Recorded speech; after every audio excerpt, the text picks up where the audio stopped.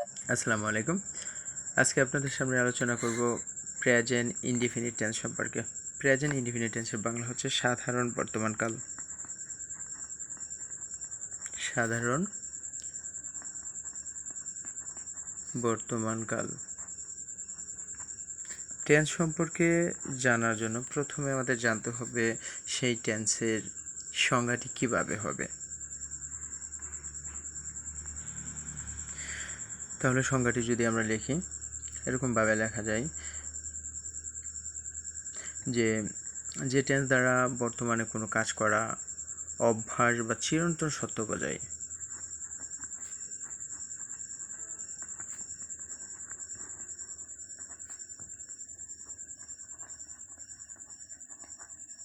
বর্তমানে কোনো কাজ করা অভ্যাসগত সত্য বা চিরন্তন সত্য বোঝায়।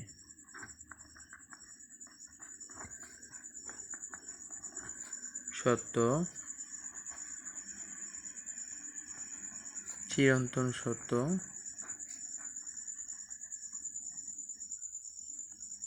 বোঝায়, তাকে প্রেজেন্ট ইনডিফিনিট টেন্স বলে।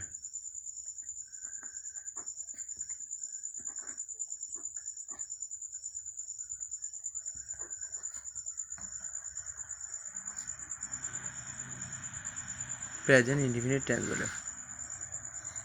অনেক বইয়ে দেওয়া আছে যে বাংলা ক্রিয়ার শেষে করি, করো, করেন এগুলি দেয়া থাকে, কিন্তু করি, করো, করেন এই শব্দগুলির উপর ডিপেন্ড করে টেন্স চেনাটা খুবই টাফ।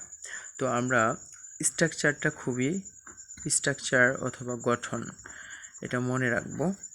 স্ট্রাকচার বা গঠন এবং এক্সাম্পলের উপর ভিত্তি করে আমরা খুব সহজেই টেন্স নির্ণয় করে ফেলবো। প্রেজেন্ট ইনডিফিনিট টেন্সের ক্ষেত্রে আমাদের মনে রাখতে হবে সাবজেক্ট থাকবে, সাবজেক্ট প্লাস ভার্বের ফার্স্ট ফর্ম থাকবে, অর্থাৎ ভার্বের প্রেজেন্ট ফর্ম অথবা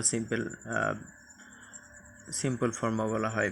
সাবজেক্ট প্লাস ভার্ব ওয়ান অথবা ভার্বের প্রেজেন্ট ফর্ম থাকবে, প্লাস এক্সটেনশন থাকবে। এক্সটেনশন বা বাকি অংশ বলে থাকে এক্সটেনশন। যেমন আই হতে পারে আই ট্রাইস, অথবা I read a book, I read a book, আমি একটি বই পড়ি, একটি বই পড়ি। তবে এখানে আরেকটা বিষয় মনে রাখতে হবে, প্রেজেন্ট ইনডিফিনিট টেন্সের ক্ষেত্রে বিষয়টা খুবই গুরুত্বপূর্ণ। সাবজেক্ট যদি থার্ড পারসন সিঙ্গুলার নাম্বার হয়, মনে রাখতে হবে সাবজেক্ট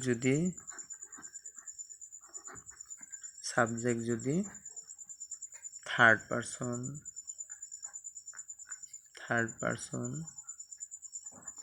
সিঙ্গুলার নাম্বার হয়,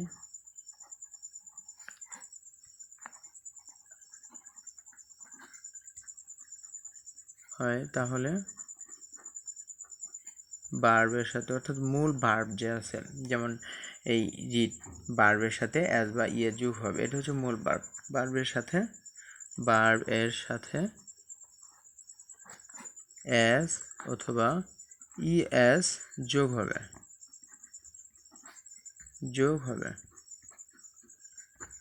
যেমন যদি বলি হি রিড এ বুক, সে একটি বই পড়ে, তাহলে বিষয়টা আমাদের কীভাবে লিখতে হবে, হি রিডস এ বুক, সে একটি বই পড়ে। অথবা আই ট্রাইস, আমি ভাত খাই। এখন এটা থার্ড পারসন সিঙ্গুলার দিয়ে লিখব, যেমন করিম শব্দটি থার্ড পারসন সিঙ্গুলার নাম্বার, করিম ভাত খাই, তাহলে করিম ইটস রাইস,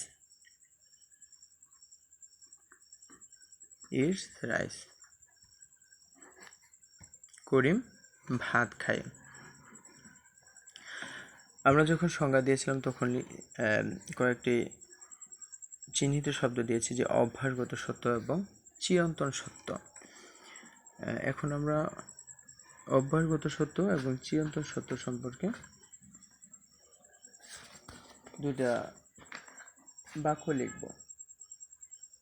চিরন্তন সত্য হচ্ছে সূর্য পূর্ব দিকে ওঠে। সূর্য পূর্ব দিকে উদিত হয় অথবা ওঠে।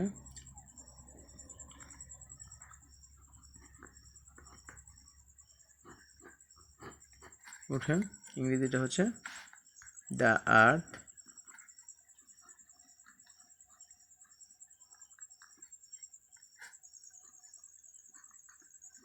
moves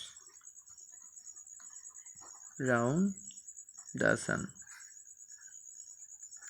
খেয়াল করেন, দ্য আর্থ এটি সাবজেক্ট, এটা মূল verb.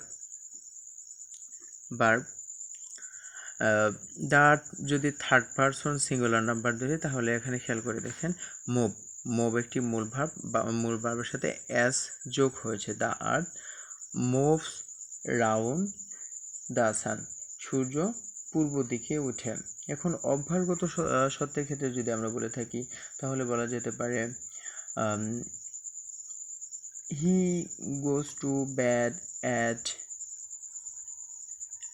9 PM। He goes to bed at 9 PM। সে সন্ধ্যা বলা যাবে না তো, রাত 9টায় ঘুমানোর জন্য বিছানায় যায়। তো সে কিন্তু প্রতিদিন 9টার সময় ঘুমানোর জন্য যায়, এজন্য এটা হচ্ছে অভ্যাসগত সত্য। যদি বাক্যে অভ্যাসগত সত্য বা চিরন্তন সত্য এরকম মূল ভাবটা অর্থটা বোঝা যায় তাহলে অবশ্যই আমাদের বুঝে নিতে হবে এটা প্রেজেন্ট ইনডিফিনিট টেন্স। অবশ্যই আগামীকাল প্রেজেন্ট কন্টিনিউয়াস টেন্স সম্পর্কে আলোচনা করব। ধন্যবাদ সকলকে।